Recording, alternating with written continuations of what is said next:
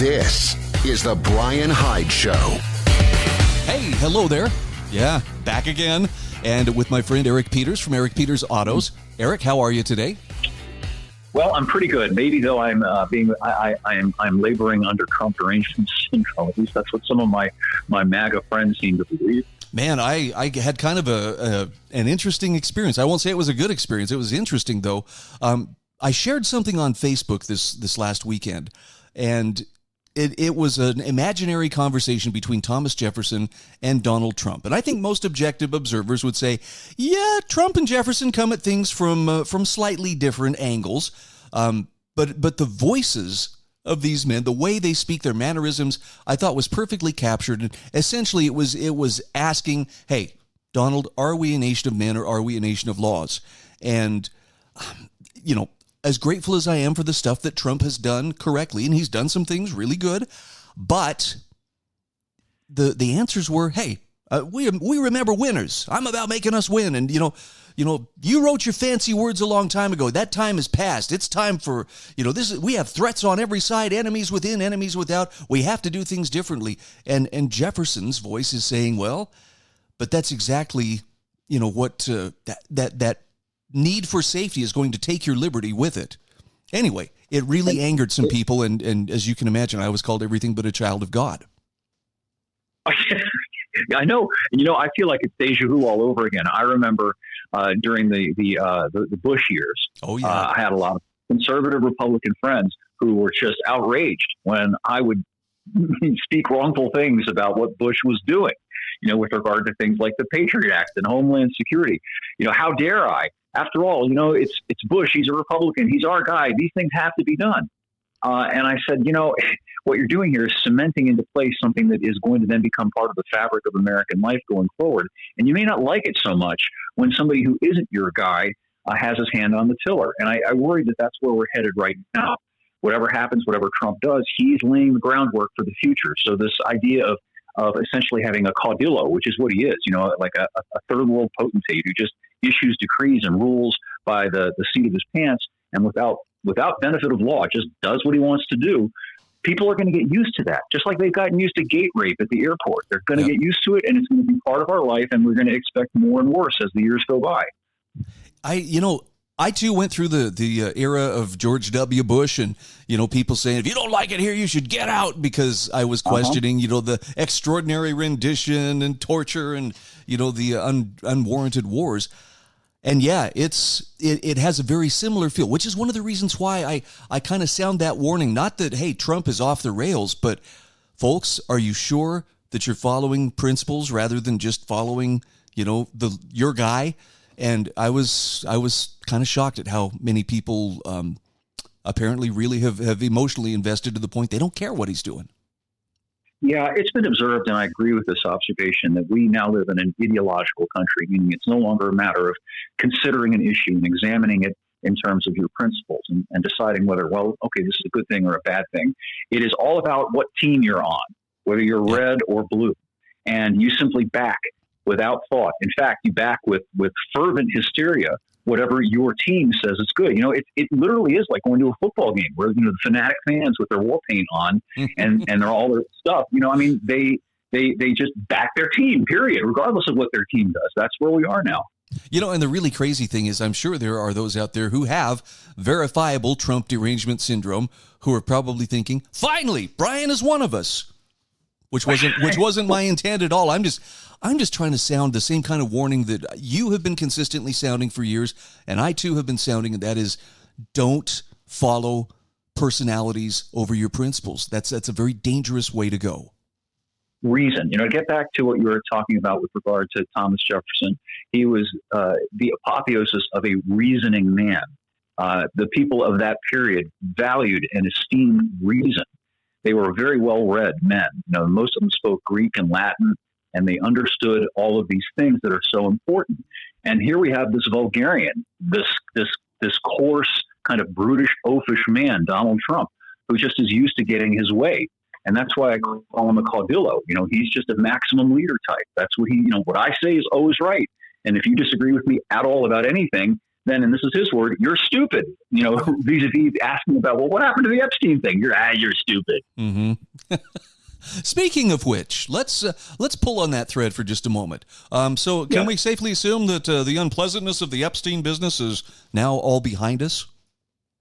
Well, it appears to be, doesn't it? They have succeeded in changing the narrative with the usual scattershot technique of bringing up one new thing after the next thing after the last thing. So it's kind of dropped away from the news cycle, and everybody's talking now about Putin and Zelensky. And if they're not talking about Putin and Zelensky, then they're talking about Obama and Comey and Shifty Schiff, which is all just, it's political kabuki theater. I think I'm not being overtly cynical when I say that there is no chance at all that Adam Schiff or Barack Obama or any of these people are ever going to be pursued for anything. It's just simply red meat thrown to the toothless lions so that they can gum it for a little while and feel like they got something. Wow. Well said. I think back, I think it was, I'm pretty sure it was Alexander Solzhenitsyn, and I'm going to butcher this because I don't have the quote directly in front of me, but he said something to the effect of, I am telling you what I'm telling you as your friend. And the gist of what he was saying was, your friend will tell you things that you really don't want to hear, but maybe need to hear, a sound of warning. Whereas your enemy will just sit back and say, no, go right ahead. Keep doing what you're doing and encourage you. There's great wisdom in that. A good friend, a real friend, will call you on it when he sees that, you're doing something that you probably might want to think about not doing. It may be awkward and uncomfortable, but a good friend will always point out, hey, man, what you're doing right there is you really ought not to be doing that, and here's why.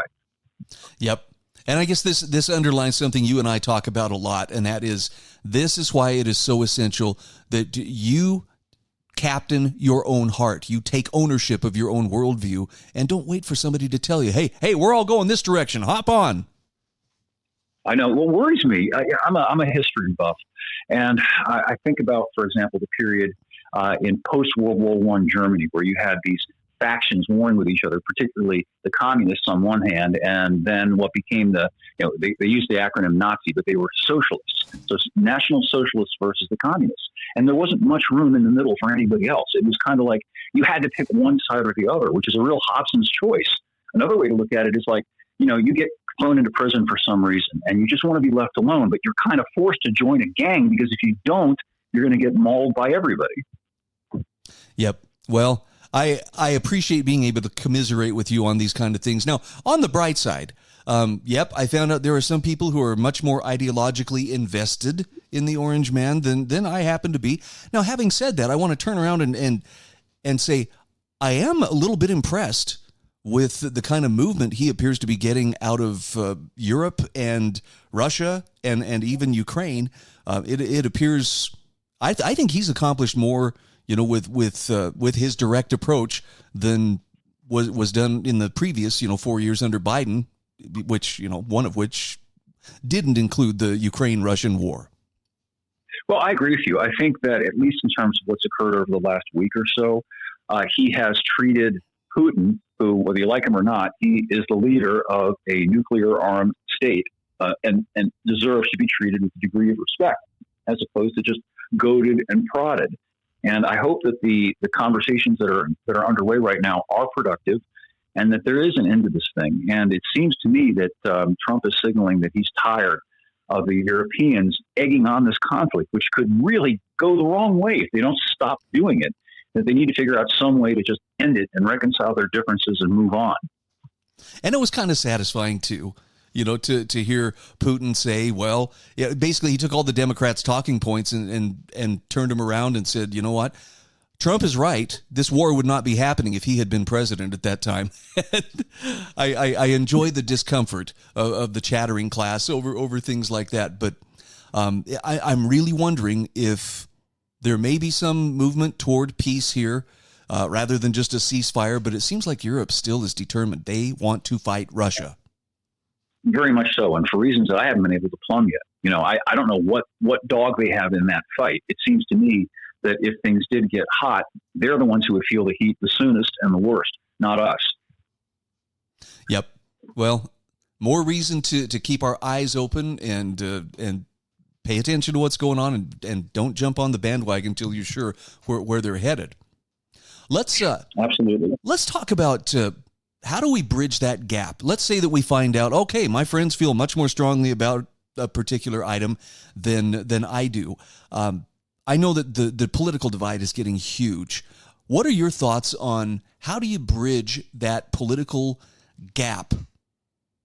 I mean, it seems like online just makes it worse because you really can't tell the person's tone just from the words that they're writing.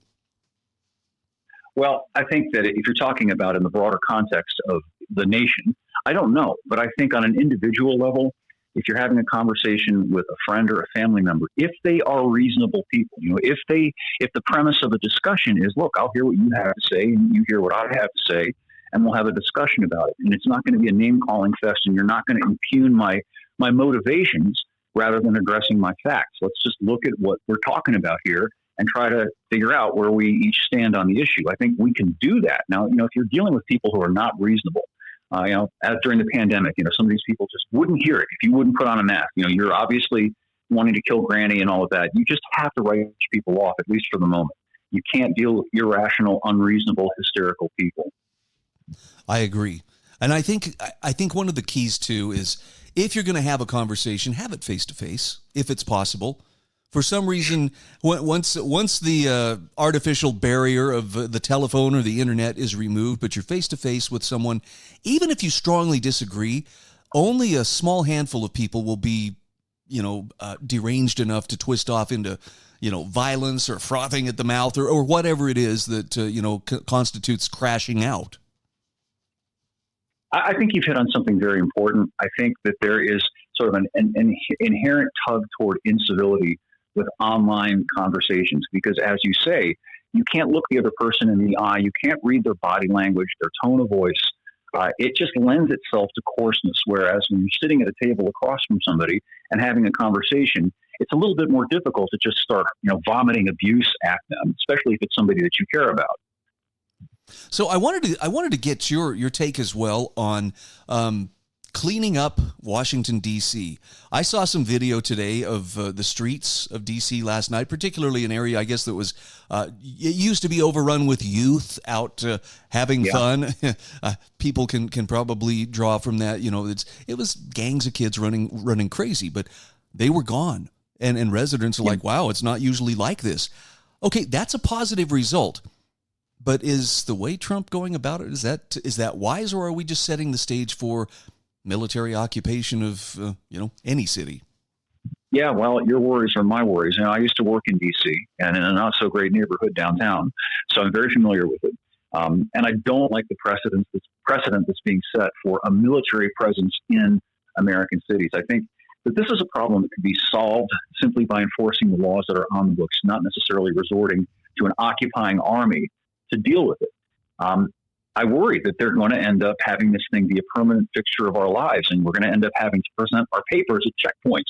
This is the sort of pattern that always seems to happen in these authoritarian states. And, people, unfortunately, a lot of people crave it because they don't like disorder. They don't like chaos. It's totally understandable. You don't want to feel like you can't walk outside your house at night because you're going to be attacked by some street thug. Right. But is it preferable to have to live under the thumb of martial law effectively? I'm not sure that's a good alternative in the long run. It's kind of shades of Abraham Lincoln. We got to do what we got to do, and then of course I think it was just a couple of days ago, President Trump said something along the lines. The quote that I saw was, "The states have to do what the federal government tells them," and I was like, "Oh, that's definitely Abraham Lincoln." Yeah. Yes. Yeah. Again, back to the Caudillo thing. Trump clearly sees himself as the great decider, far more so than Bush ever did. He seems completely unconstrained by anything. He doesn't hesitate to act. And I know a lot of people find that appealing, but they shouldn't. They should consider, you start to empower an individual to think of themselves as a Caesar, as a Mussolini, as a czar or whatever. And, Acton's comment about absolute power corrupting absolutely is wise, and people should think about it. Yeah, and it's the idea too that if that constitutes Trump derangement syndrome, to point that out and to say, hey, be careful. He's doing some good things. It's true, but that doesn't mean that you're duty bound to accept the things that aren't so good. And yeah, nobody wants. At least I certainly don't want to live in a bully boy thug society. one of the things that I love about America, that's going away, is we had this sort of public civility. And I know a lot of it is a little bit Pollyanna-ish. You and I can remember the Norman Rockwell paintings of Boy Scouts and of going to a local town meeting and so on. But there was an element of truth to that. People were civil to one another, and they just engaged in discussion, and it was nice. It wasn't this just coarse, mean, like brutal kind of a society that we're building. People should think about this. Where this ends up leading is to guys walking the streets with clubs and beating people up that they don't like. Yep. It's an interesting time, and I think it also illustrates, too, that no one is trying to make the case we'd be better off under Kamala. No, not at all. But remember how we used to talk about, well, I guess you kind of have to hold your nose and choose the lesser of two evils? Oh, yeah. It's still, there's still some evil there when you're choosing the lesser of two evils. So, try not to look too surprised. I'm increasingly persuaded. My position on this has evolved. I used to be in the lesser of two evils camp, but I am coming around to the idea that you can't endorse evil at all, ever. And if that means not voting, so be it. I think that the time is coming, or ought to be coming, when Americans say, I'm not going to participate in things that I know are bad because I think that some aspect of it will be good for me, because no good can come from that in the long run. Hear, hear. I want to touch on a couple of articles I saw on your site. One of them really hit me because it was that was the one, meat is a rich man's food. Oh, boy. Yeah. Is it ever? I know. A million years ago when I was a kid in Boy Scouts, one of the kids' moms gave us a presentation about how to make economical food, and she was talking about macaroni or something like that. One of the kids said, "Well, my mom puts hamburger in the macaroni," and that's where this lady said, "Well, meat is a rich man's food," and we all thought it was kind of funny. It's not so funny anymore. I've noticed in my area, and granted, this is anecdotal, but a cheap steak used to be, I'm talking about like a not particularly great quality steak. You could pick one up at my local Kroger's for about $8. That same steak is now like $14. Yeah. And that's over the course of the last 3 weeks. It's really worrying. Hamburger, a pack of ground beef that used to cost $5 is almost $10 now. And if this trend continues, meat will indeed be a rich man's food. And maybe we all will be eating the bugs in the not too distant future. Kind of an interesting thought. The other one you had, which I just really enjoyed, just saw this one this morning, talking about ethanol, the ethanol blues again. Let's touch on that. Well, I ought to have known better. I'm a little chagrined about this. I, of all people, ought to know about the potential dangers of ethanol, especially ethanol-laced gas, which is what we all put in our tanks pretty much, because that's what you get when you buy gas these days, into a vehicle and let it sit for a long time. The ethanol tends to do not nice things to plastic and rubber inside the carburetors of older vehicles. My motorcycle wouldn't start. I let it sit for a long time because I just have been so busy with work and life and everything else that I just didn't ride it for nearly 8 or 9 months. So the thing barely ran, and I had to do an Italian tune-up on it, meaning just run the engine all out to try to blow out all the bad gas. The point is, you have to be careful about this stuff, particularly if you have the older vehicles that weren't designed to burn these high alcohol content fuels. If you can possibly do it, get pure gas. It is available in most parts of the country. It's just a little bit more difficult to find it. And, the larger point here is, nobody seems to be asking how come it is that, our gas, and I put it in air fingers quotes, is 10% ethanol. That's kind of a ripoff, isn't it? You think you're buying gas, but in fact, you're only buying 90% gas. The rest of it is a sop to the corn lobby, which had managed to finagle the federal government into requiring that this stuff be adulterated our fuel supply. And it's not just that the stuff causes problems in older vehicles. It doesn't contain as much energy as straight up gas. So not only are you paying for it when you buy it, but you're paying for it in the form of decreased fuel economy as well. Wow. I want to go back briefly to inflation. You had an article about, are they lying to us about inflation? Look, I see the prices going up every time I go to the store, and regardless of the explanations, well, it's really not that bad. Trust me, my pocketbook feels how bad it is every time. Oh, it's terrible. I kind of used a personal history as a way to grapple with this. When I was a high school kid back in the 80s, I worked a part-time job at McDonald's, and back then the minimum wage was like $3.35. And yet I had no problem putting gas in the V8 muscle car that I drove back then. I mean, it was an old beater, but the point is I could put 20 gallons of gas in it because back then 20 gallons of gas only cost you about $20 or less. Wow. So today, forget about it. A car like I have my Trans Am, which is a similar kind of a car. I can barely afford to drive it now as a middle-aged guy. I can't. No high school kid is going to be able to afford to drive a car like that, much less buy one. So it's just another metric of the inflation that we're supposed to believe isn't so bad. Wow. One last question for you, and this is just because I own a Chevy Tahoe, and you just did it right up on the 2025 Chevy Tahoe. Had a chance to ride in one last week. In fact, the reason you and I didn't talk last week is because I was headed to go float the Snake River in Wyoming. And we were riding in, I don't know what year it was, but it's a newer Chevy Tahoe with a Duramax engine. Holy cow. Yeah. How have I not heard about these before? That was one nice ride. Definitely. Yeah. And the main advantage of it isn't so much the gas mileage, it's the range. I harped on that in the article. You can pull a trailer with that thing. And you can go 400 plus miles in between pit stops. And that's not a small thing, if you're out on the road and headed across states and so on. And it, of course, just has that nice rumble sound to it, too, which is something that's worth a lot in and of itself. Oh, it was just smooth and powerful. And the only downside was it wasn't my vehicle, but I did have to help dump a full container of DEF into it because apparently they got a notification. And I dumped in a full box of it, and the lady whose car it was says, well, technically it can take another one of those, but my husband says just go ahead and stick with one. And I'm like, wow, that's a lot of DEF. Yeah. It is.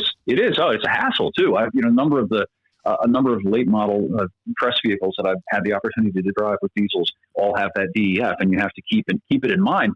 And because if you don't keep it in mind, they've got a system that will literally gimp the vehicle down to walking speed if you neglect to top off the DEF tank. Yep. Well, I will say I love the idea of a nice diesel engine in a full size vehicle. I might be persuaded that I could get by without a V8. In that instance, I don't like all the DEF stuff. I don't like all the controls. And I think somewhere I read just in the last week, someone admitted that really all of that air cleaning, particulate matter, it really amounted to nothing. It was unnecessary. Oh, it is. Well, it's necessary from a certain point of view, which is that I believe that there is an element within the regulatory apparatus that very much wants to push all diesel engines off the market. We saw that with what they did to Volkswagen, and they were very successful with that because diesels are a way for people to claw back some value. You have a vehicle or an engine that gets substantially better mileage, is going to last longer, has a lot of really desirable attributes. They don't want that. You can discern this trend in everything that's going on in the car business. Everything that they're doing is making owning a car or a truck or an SUV more expensive and more of a hassle because they don't want us to have these things. It sure feels that way. Yeah, I don't think you're wrong on that conclusion. Eric, unfortunately, we are up against the clock here, but thanks again. I know I've been all over the place today, but it's been a couple of weeks and we had a lot to catch up on. Oh, no worries. Always enjoy it, and there's always next week. All right, I'll have a link to Eric's website in my show notes, which you can find at thebryanhydeshow.com. Eric, looking forward to our conversation next week. Excellent. Thank you, Ryan.